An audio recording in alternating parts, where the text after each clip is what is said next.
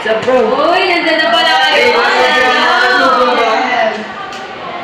Hi everyone! Hi! And this is our podcast! So, kamusta na? Okay lang.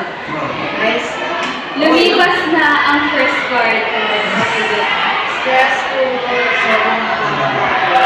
Stressful na cleaning. Yeah. Nakaka-enjoy din. Diba? Na-survive pa.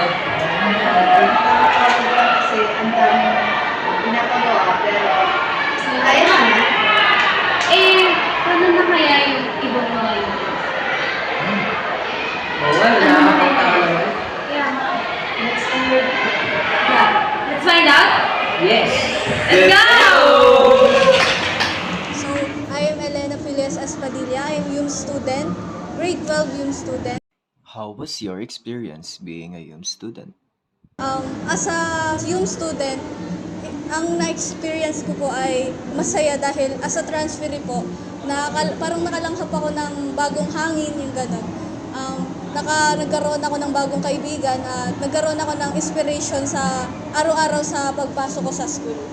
Do you think you are fitted to be a YUM student? And what is your motivation and inspiration for pursuing this study? I think fitted naman po ako sa yung strand na to kasi pinupursue ko yung strand na yung dahil gusto ko mag-criminology. Sa criminology, yung inspiration ko pala is yung family ko, yung nagpapaaral sa akin para sa kinabukasan ko din. Hi, I'm Cloud Joseph Calasans from 11 YUMS Cabeza. How was your experience being a YUM student? My life being a YUMS student is quite good because I learned how to be informed in social issues that's happening in our country. Do you think you are fitted to be a YUM student? And what is your motivation and inspiration for pursuing this study? I think I'm fitted, and my motivation on being this strand is my passion on being a psychologist. I want to help people resolve their personal issues and help them improve their mental health. Hi, my name is John Robert C. Chioson, and my strand is YUMS. My section is YUMS Bonifacio. How was your experience being a YUM student? My life being a YUMS student is really hard since you're focusing in practical research and usually you should write essay more frequently. Do you think you are fitted to be a YUM student? And what is your motivation and inspiration for pursuing this study? I think I'm fitted in this strand since I'm focusing on my being an edu teacher, and my motivation in this strand is to achieve my goals. That's all. Hello, I'm Julian Elga, 11 Dio Campo from YUM Strand. How was your experience being a YUM student? As a YUM student, I realize